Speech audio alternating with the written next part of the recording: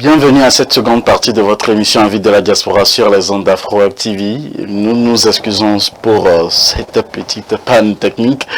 On avait l'impression comme si c'est un cyberactiviste qui a pu donc se mettre au milieu de nos débats aujourd'hui. Mais Dieu merci, les dieux de la technologie sont avec nous. Et bienvenue à cette seconde partie qui concerne la guerre entre le Rwanda et la RDC. Merci à monsieur Lemon Steve, acteur politique qui est avec nous aujourd'hui, que nous recevons par Duplessis. Nous recevons également dans le studio d'Afro Web TV l'analyste politique monsieur Alès Mikafo. Tout a commencé à la fin du mois de mai, lorsque l'armée congolaise et les rebelles de M23 se sont de nouveau accrochés sur plusieurs fronts et dans la province du Nord, Kivu, provoquant des déplacements continus de population. Depuis donc, l'escalade des affrontements se déroule sur fond de tensions renouvelées entre le Rwanda et la République démocratique du Congo. Le M23 est une rébellion à dominante Tutsi née en 2012. Ce mouvement rebelle avait brièvement occupé Goma avant d'être vaincu en 2013 par l'armée congolaise et les casques bleus de l'ONU. Alors, première question pour monsieur Alès Mikaf. Quelle est l'analyse que vous faites de cette situation? Merci Moïse. Le conflit actuellement entre le Rwanda et la RDC ne date pas d'aujourd'hui. Moïse, historiquement, c'est un conflit qui date d'il y a plus d'une vingtaine d'années. Précisément, il est visible du moment où le maréchal Mobutu Sese Seko Kukubengu Wazabanga a perdu son pouvoir de façon maléfique. Oui, il faut le dire ainsi parce que lui-même, il était devenu président, soi-disant, en faisant tuer froidement son compatriote, le grand panafricaniste Patrice Lumumba. Alors, s'il faut revenir proprement à ce conflit, Moïse, il faut d'abord se poser la question, africainement, qui est en train d'armer les groupes rebelles d'origine rwandaise qui sont en train d'attaquer la RDC.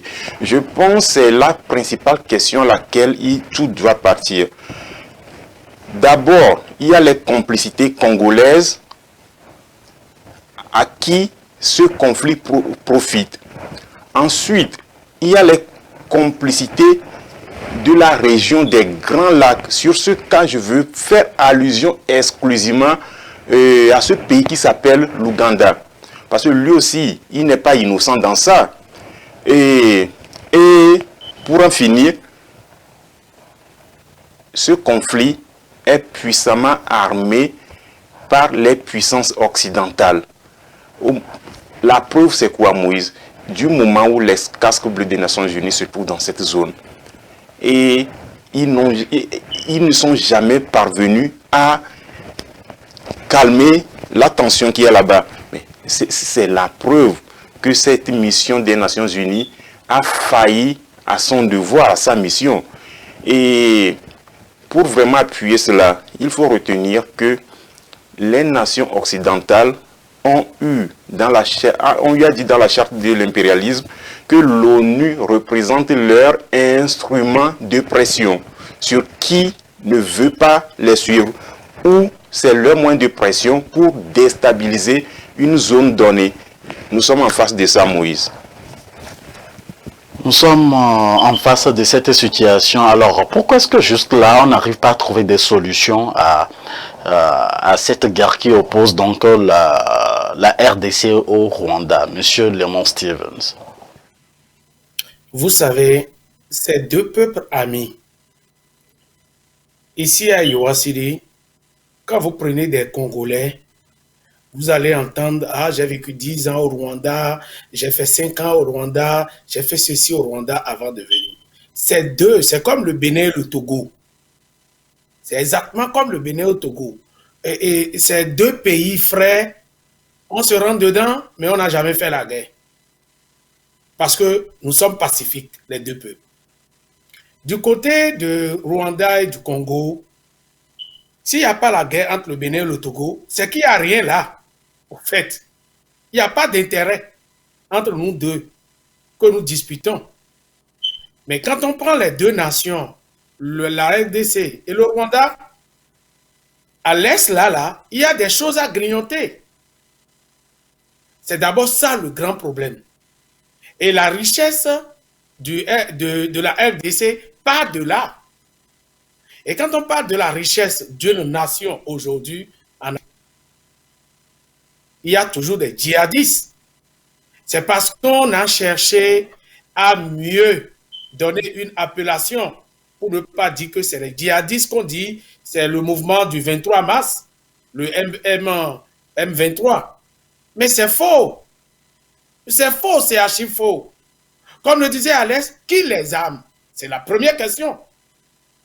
Ils sont des fabricants des armes. Ils fabriquent, ils restent où pour fabriquer les armes? Ils reçoivent les armes de quelque part pour pouvoir exécuter leurs besoins. Et par le soutien d'un pays, un malheureux pays rwandais qui accompagne ces individus-là pour semer. Quand est-ce que cette guerre-là va finir? C'est ça, je disais que votre marionnette qui est allé, soi-disant président de la CEDEAO, qui est allé en Russie, mais il a ces problèmes-là en Afrique, qui devait s'intéresser à ces problèmes et trouver des solutions. Si l'Ouganda, le Rwanda, la RDC parlaient d'une seule voix et s'entendaient, si vraiment il y a un mouvement qu'on appelle M23, mais c'est au milieu de ces pays-là, s'ils s'entendent, ils peuvent les encercler et finir définitivement avec eux. Et pourquoi cela n'arrive pas? Ça veut dire qu'il faut savoir qu'il y a d'autres pays qui sont en train d'armer ce mouvement dénommé M23 et qui créent la psychose, le désordre pour permettre le pillage dans cette zone. C'est tout le problème, il faut comprendre les choses. Donc ça ne peut pas terminer. Ça ne peut pas terminer. Ça ne pourrait que terminer si un jour la RDC ouvre les yeux et va signer un accord avec la Russie et faire descendre les Russes dans cette zone-là. Vous allez voir que les choses vont commencer doucement par se calmer. Mais avec ces Français, ce n'est pas d'aujourd'hui. Est-ce la solution, monsieur Alex? Je ne vais pas forcément admettre que c'est la solution. Du moment où tous les États ont le droit de contracter et de coopérer avec leur pays de choix en vertu d'un principe de la souveraineté. Aujourd'hui, Moïse, nous ne sommes pas en mesure de dire aux autorités congolaises, précisément la RDC, d'aller choisir tel partenaire stratégique ou pas. C'est à eux de décider. Là aussi, revenons à la manière dont ils se font élire, ils se font devenir présidents. Voilà. Je me rappelle bien, seulement dans la semaine dernière, si je ne m'abuse, j'ai vu sur une chaîne de télévision française un certain opposant congolais du nom de Martin Fayulu. Pourquoi exactement c'est à ce moment précis où il vient déclamer haut et fort que le président Tshisekedi doit partir? Et il faut aussi se poser la question de savoir pourquoi c'est précisément cette année que le président Félix Tshisekedi est en train de dénoncer ouvertement cette guerre qui existait depuis. Des deux côtés, la présidentielle congolaise, c'est pour bientôt. Alors il faut trouver un sujet convaincant pour anticiper cette campagne électorale. C'est dans ce sens que moi je trouve leur sortie. Sinon, cette guerre, Moïse, c'est quelque chose, c'est un fait malheureux qui mine, qui rend triste cette zone dans une situation de désolation depuis des décennies. Ce n'est pas quelque chose qui date d'hier. Et, je le rappelle, il faut forcément traquer les complicités congolaises. Parce qu'il y a des enquêtes qui ont prouvé qu'il y a des armes rwandaises qui transitent par le port de Matadi. C'est un port congolais. Ok, Moïse. Comment peut-on se plaindre du moment où vos services de renseignement ne sont pas efficaces à œuvrer pour votre sécurité? C'est là qu'il faut encore voir que l'Africain ne se prend pas au sérieux. l'Africain ne se prend pas au sérieux. Ce qui se passe à l'est du Congo, pensez-vous que cela peut se passer, produit dans un pays occidental? Je ne pense pas. Il n'y a qu'en Afrique seule que ce désordre peut se passer. Parce que cela reste à votre avis, monsieur Alès Mikafo.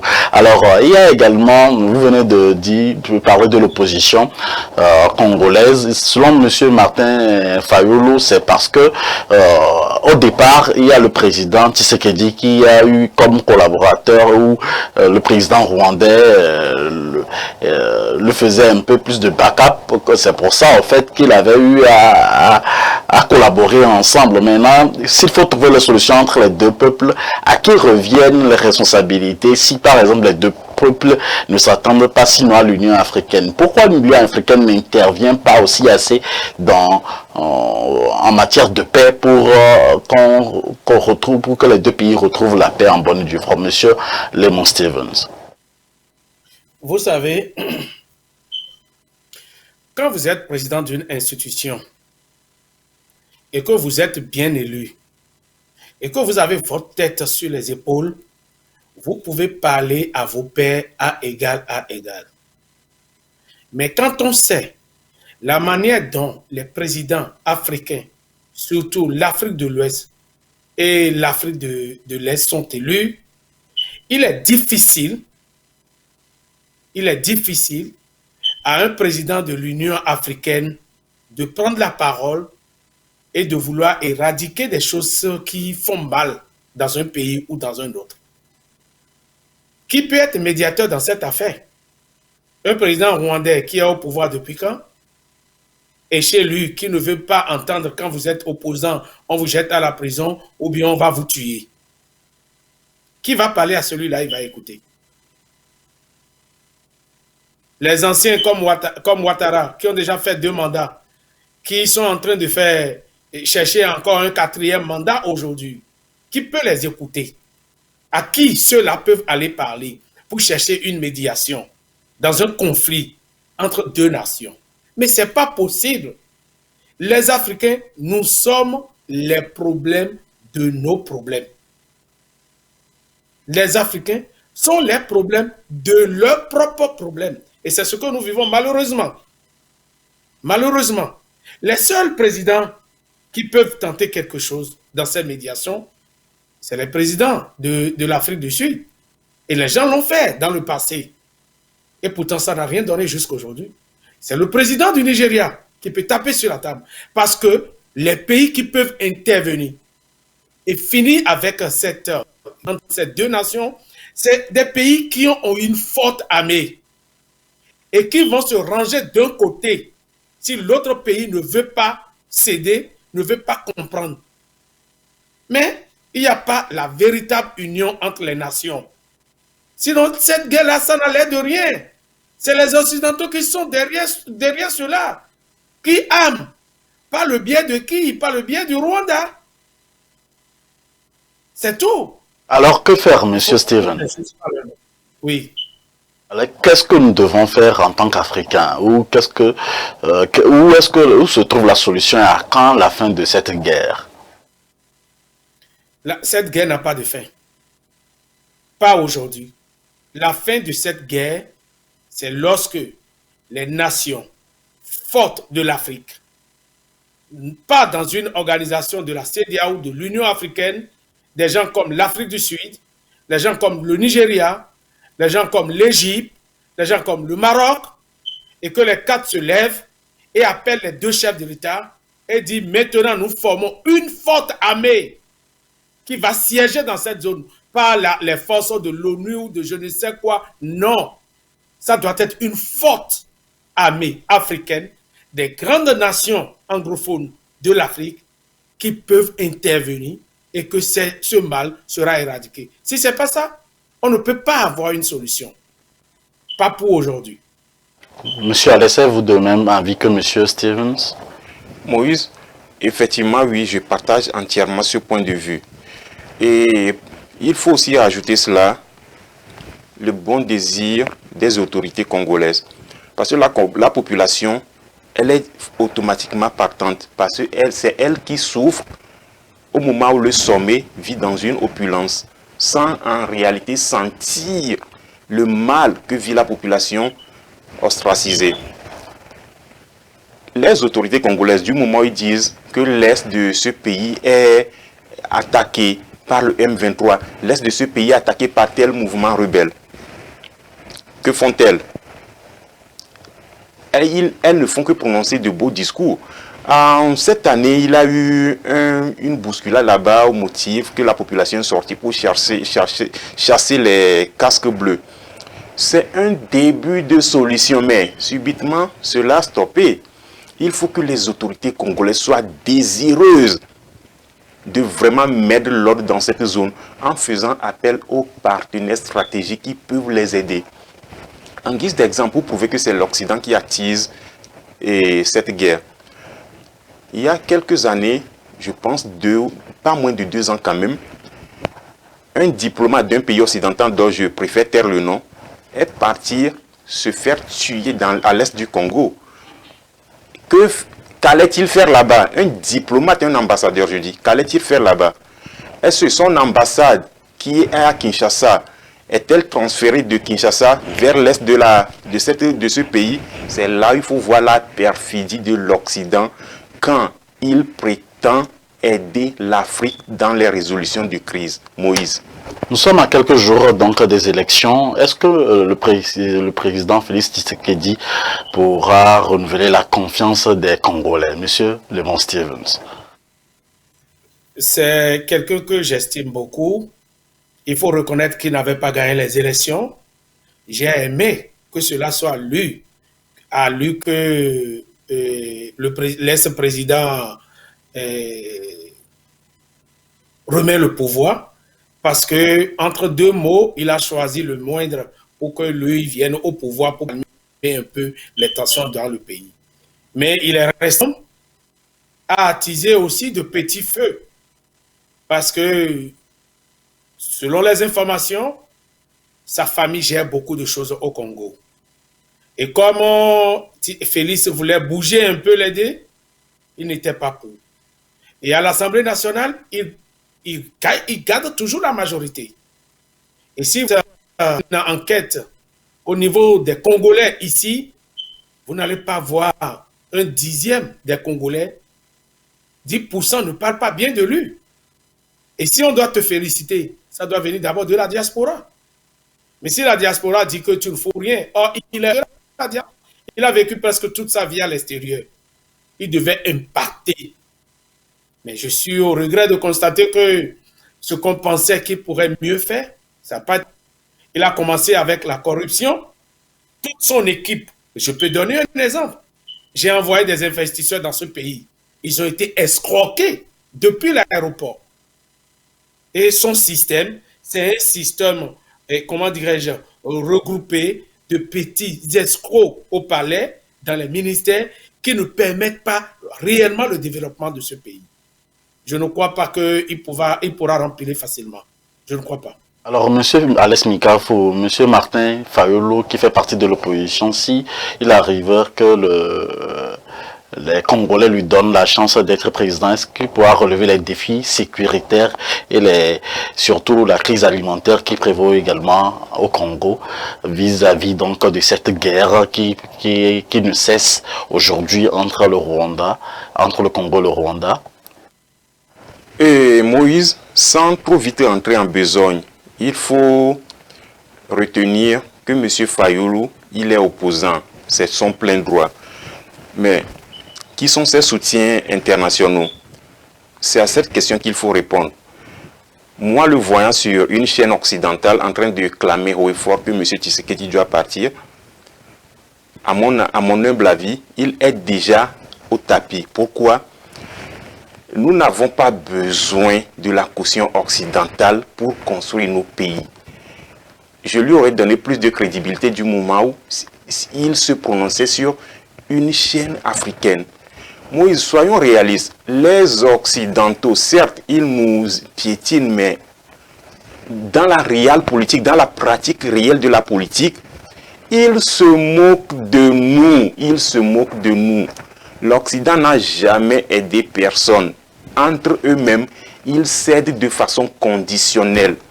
Et ces personnes qui se présentent devant vous, vous proposant des aides gratuites, c'est une farce. Monsieur Fayulu doit se ressaisir. S'il est vraiment congolais et qu'il veut vraiment défendre ce pays, qu'il le montre franchement. Parce qu'aujourd'hui, la diaspora africaine est hyper cultivée à déceler les moindres hypocrisies politiques.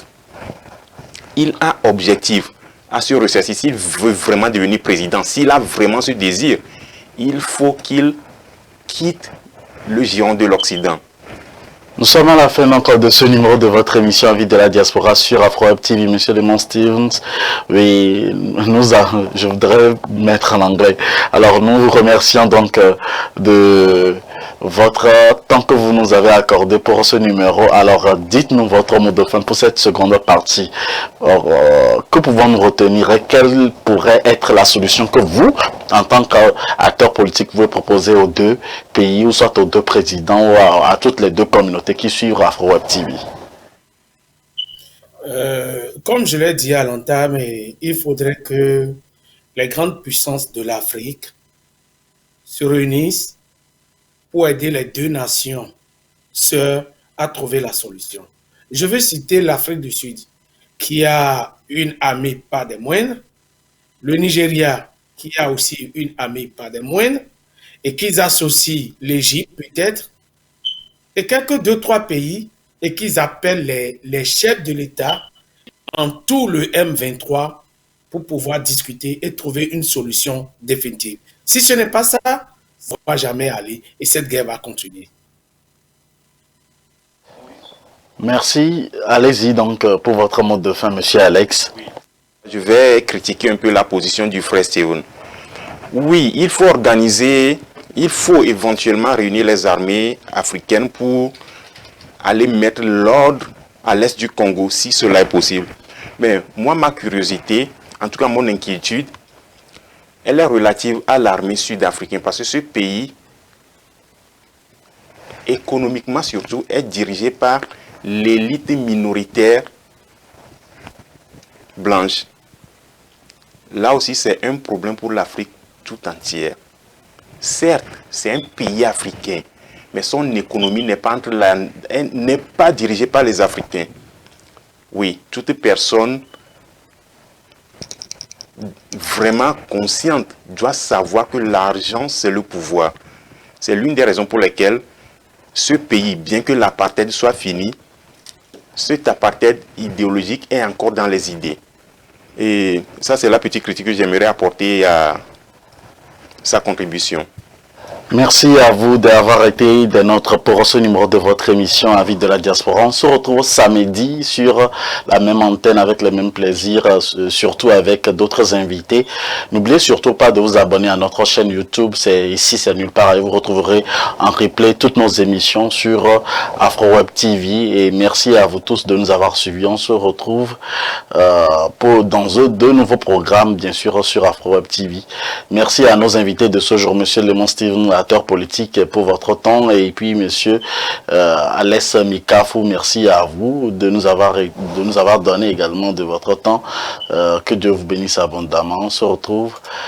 Ciao, bye. Ils sont engagés pour la cause commune, celle d'apporter des solutions au maux dont souffre l'Afrique.